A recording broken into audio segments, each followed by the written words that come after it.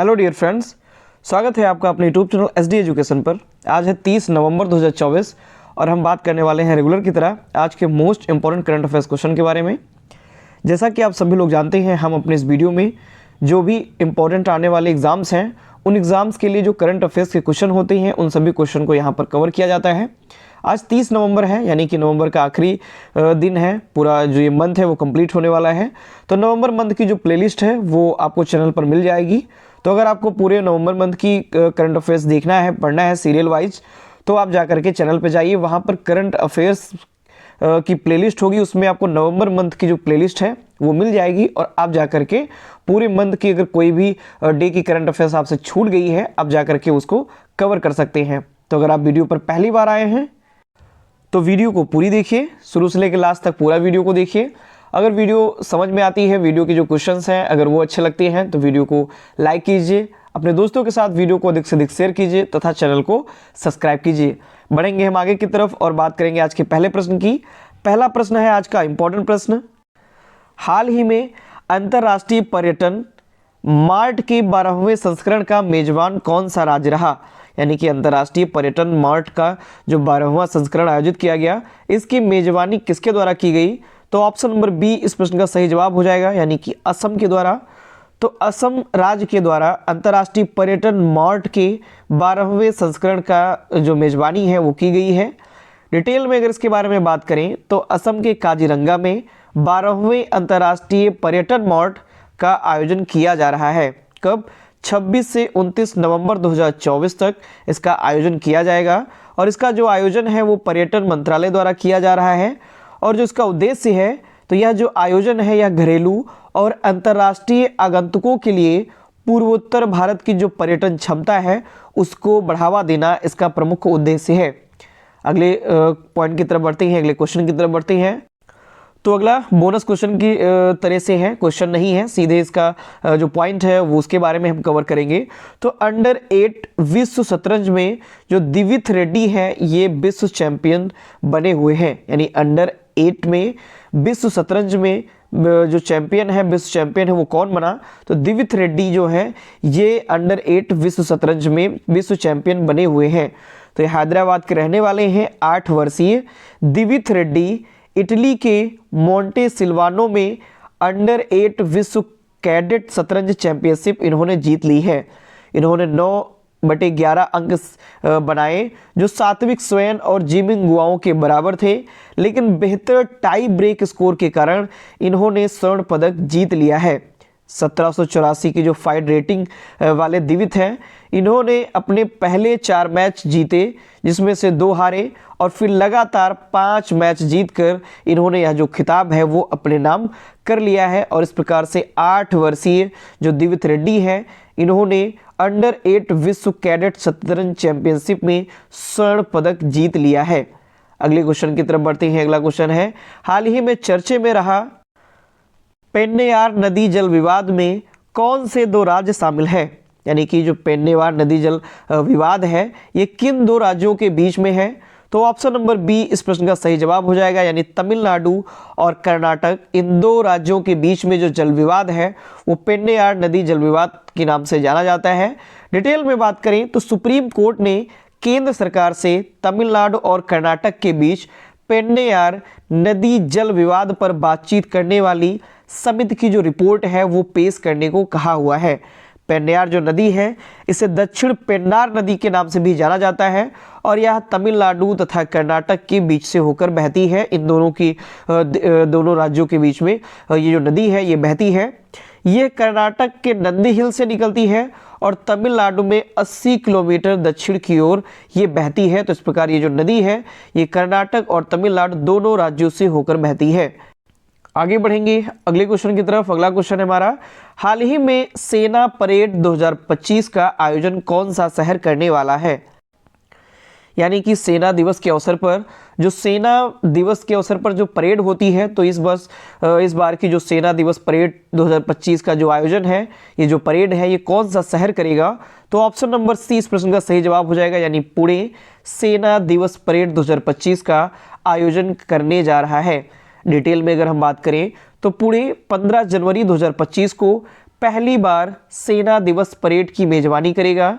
यह जो परेड है ये 1949 में भारत के पहले सेना commander in chief field marshal KM. Cariappa के सम्मान में आयोजित की जाती है। यानी कि जो भारत के पहले सेना कमांडर इन चीफ थे फील्ड मार्शल के.एम. करियप्पा, उनके सम्मान में ये जो परेड है, सेना दिवस की जो परेड, इसका आयोजन किया जाता है। पुणे का जो चयन किया गया है वो इसकी सैन्य विरासत और दक्षिणी कमान मुख्यालय के रूप में इसकी भूमिका को दर्शाता है। यह पहल एकता को बढ़ावा देती है और नागरिकों को सशस्त्र बलों से जोड़ती है, भारतीय जो सेना है उससे जोड़ती है, सेना के महत्व को बताती है। इस प्रकार से ये जो परेड है या ये जो दिवस है ये बहुत ही ज़्यादा महत्वपूर्ण होता है। अगले क्वेश्चन की तरफ बढ़ते हैं। अगला प्रश्न है, इंपॉर्टेंट प्रश्न है काफ़ी ज़्यादा। तो हाल ही में सर्वोच्च न्यायालय ने भारतीय संविधान की प्रस्तावना में किन शब्दों को शामिल करने को बरकरार रखा है? यानी कि हाल ही फिलहाल में सर्वोच्च न्यायालय यानी सुप्रीम कोर्ट के द्वारा निर्णय आया कि भारतीय संविधान की जो प्रस्तावना है उसमें जो 2 शब्द हैं उनको बरकरार रखा जाएगा, यानी उनको प्रस्तावना से नहीं हटाया जाएगा। तो कौन से वो 2 शब्द हैं? तो एक है धर्मनिरपेक्ष और दूसरा है समाजवादी। इस प्रकार से ऑप्शन नंबर ए इस प्रश्न का सही जवाब हो जाएगा। यानी कि सर्वोच्च न्यायालय ने भारतीय संविधान की प्रस्तावना में धर्मनिरपेक्ष तथा समाजवादी शब्द को शामिल करने को बरकरार रखा हुआ है। आप यहाँ आर्टिकल में भी देख सकते हैं, प्रस्तावना से नहीं हटेंगे समाजवादी और पंथ निरपेक्ष शब्द। डिटेल में अगर हम बात करें तो संविधान की प्रस्तावना से समाजवादी पंथ निरपेक्ष शब्द हटाने की जो मांग है, इसके लिए याचिकाएं जो डाली गई थी उसको खारिज कर दिया गया है। कोर्ट ने कहा कि संसद की संशोधन शक्ति प्रस्तावना तक फैली हुई है। CJI खन्ना यानी कि जो नए चीफ जस्टिस ऑफ इंडिया बने हुए हैं संजय खन्ना जी, इन्होंने बताया कि इतने सालों बाद यह जो मुद्दा है ये क्यों उठाया जा रहा है। कोर्ट ने पंथ निरपेक्षता को हमेशा संविधान के मूल ढांचे का हिस्सा माना जाता रहा है, ऐसा कोर्ट ने आदेश भी दिया है।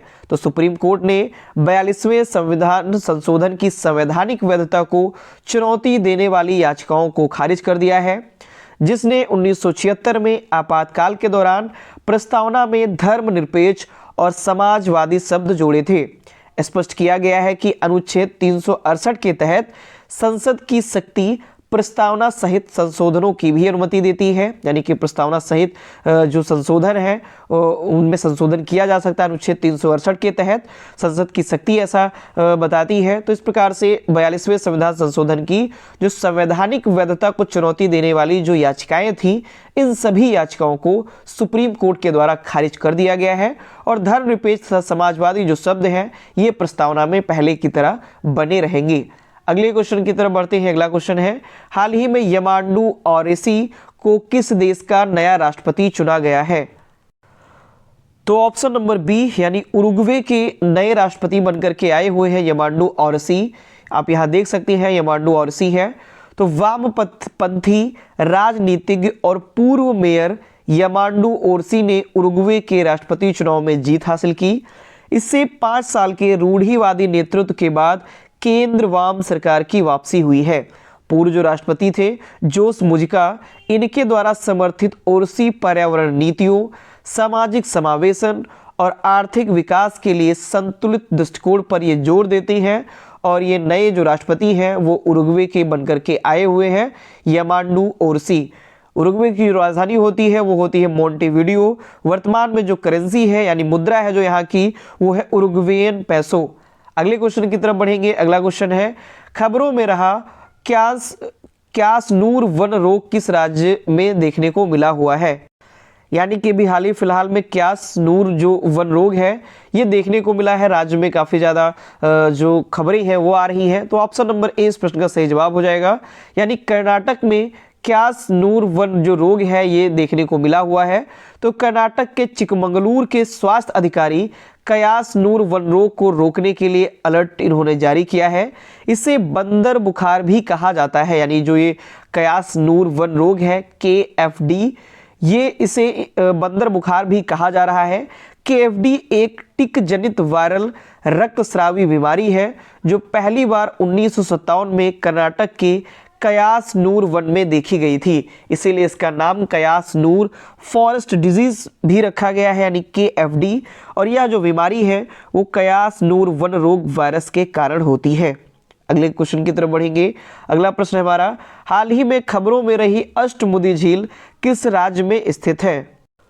तो इंपॉर्टेंट प्रश्न है, खासकर जीके के लिए इंपॉर्टेंट है और वर्तमान में ये जो खबरों में रही है इसीलिए ये करंट का भी टॉपिक बना हुआ है। तो जीके के भी परिदृश्य से ये क्वेश्चन इंपॉर्टेंट है। तो अष्टमुदी जो झील है ये किस राज्य में स्थित है? तो ऑप्शन नंबर बी इस प्रश्न का सही जवाब हो जाएगा, यानी अष्टमुडी जो झील है ये केरल राज्य में स्थित है और हाल ही फिलहाल में खबरों में बनी हुई है। अष्टमुदी झील में हाल ही में मछलियों की मौत ने सीवेज प्रदूषण, प्लास्टिक प्रदूषण, अतिक्रमण और अनियंत्रित खरपतवार वृद्धि जैसे मुद्दे को उजागर किया है और इसीलिए अष्टमुदी जो झील है वो खबरों में बनी हुई है, क्योंकि हाल ही फिलहाल में यहाँ पर मछलियों की जो मृत्यु है काफ़ी अधिक मात्रा में हुई है और यहाँ पर जो जल प्रदूषण फैला हुआ है, अनियंत्रित खरपतवार जो फैले हुए हैं, इन सभी के बारे में जो खबरें हैं वो फैली हुई हैं। केरल के कोल्लम जिले में रामसर वेटलैंड अष्टमुडी झील राज्य की दूसरी सबसे बड़ी झील है, यानी केरल की ये दूसरी सबसे बड़ी झील है। नाम है इसका अष्टमुदी झील। ये 8 चैनलों के साथ इनकी ताड़ के आकार की स्थलाकृति को दर्शाती है। यह जो झील है वो नींदकारा मुहाना के माध्यम से समुद्र से जुड़ती है। ये भी इंपॉर्टेंट पॉइंट है, यानी कि ये जो झील है वो समुद्र के पास एक मुहाना बनाती है जिसे नींदकारा मुहाना बोलते हैं और इसी मुहाने के माध्यम से अष्टमुदी झील समुद्र से जुड़ जाती है। अगले क्वेश्चन की तरफ बढ़ेंगे। अगला क्वेश्चन है हमारा, हाल ही में किस सार्वजनिक प्रसारक ने OTT प्लेटफॉर्म वेब्स लॉन्च किया? यानी किसके द्वारा एक नया OTT प्लेटफॉर्म लॉन्च किया गया है? नाम है इसका वेब्स, इसका नाम वेब्स रखा गया है। तो ऑप्शन नंबर ए इस प्रश्न का सही जवाब होगा, यानी प्रसार भारती के द्वारा सार्वजनिक प्रसारक ने OTT प्लेटफॉर्म वेब्स लॉन्च किया हुआ है। आर्टिकल भी देख सकते हैं IFFI में, यानी कि इंडियन फिल्म फेस्टिवल यानी इंटरनेशनल इंडियन फिल्म फेस्टिवल में वेब्स OTT प्लेटफॉर्म का शुभारंभ किया गया है। बात करें प्रसार भारती ने भारत की बढ़ती स्ट्रीमिंग मांग को पूरा करने के लिए वेब्स नाम से एक नया OTT ऐप लॉन्च किया है। यह जो ऐप लॉन्च किया गया है ये live TV, on demand content जिसमें फिल्में होंगी, शो होंगे, ई-बुक्स होंगी, लाइव इवेंट जिसमें धार्मिक कार्यक्रम, क्रिकेट, सभी आयु समूहों के लिए गेम और ONDC नेटवर्क के जरिए ई-कॉमर्स विकल्प प्रदान करता है। इसमें निजी प्रसारकों सहित लगभग 65 लाइव चैनल भी होंगे। इस प्रकार से प्रसार भारती ने ये जो OTT प्लेटफॉर्म है वेब्स इसको लॉन्च किया हुआ है। अगले नेक्स्ट और लास्ट क्वेश्चन की तरफ बढ़ेंगे। हाल ही में भारत और किस देश ने रक्षा सहयोग बढ़ाया हुआ है? यानी कि भारत और किस देश ने मिलकर के रक्षा सहयोग बढ़ाया? तो ऑप्शन नंबर सी इस प्रश्न का सही जवाब है, यानी कि तंजानिया और भारत ने मिलकर दोनों देशों के बीच जो रक्षा सहयोग है उसको बढ़ाया हुआ है। डिटेल में बात करें तो भारत और तंजानिया ने 26 नवंबर 2024 को अपनी तीसरी संयुक्त रक्षा सहयोग समिति बैठक आयोजित की और यह जो बैठक है यह गोवा में हुई, जिसका उद्देश्य था दोनों देशों के बीच रक्षा संबंधों को मजबूत करना। तंजानिया में जो भारतीय उच्चायुक्त हैं श्री विश्वदीप डे ये भी मौजूद रहे और तंजानियाई प्रतिनिधि मंडल का जो नेतृत्व कर रहे भूमि सेना कमांडर मेजर जनरल फदील ओमारी नोंडो, इन्होंने मिल करके इनकी मौजूदगी रही और इस प्रकार से इन्होंने रक्षा संबंधों को मजबूत करने के लिए एक बैठक आयोजित की। तो ये थे आज के हमारे मोस्ट इंपॉर्टेंट करंट अफेयर्स के क्वेश्चन। आशा करता हूँ आपको सारे क्वेश्चन पसंद आए होंगे, जो वीडियो है आपको वो पसंद आई होगी। तो अगर आपको ये वीडियो पसंद आती है तो प्लीज़ वीडियो को लाइक करें, अपने दोस्तों के साथ वीडियो को अधिक से अधिक शेयर करें और हमारे चैनल को सब्सक्राइब करें। धन्यवाद।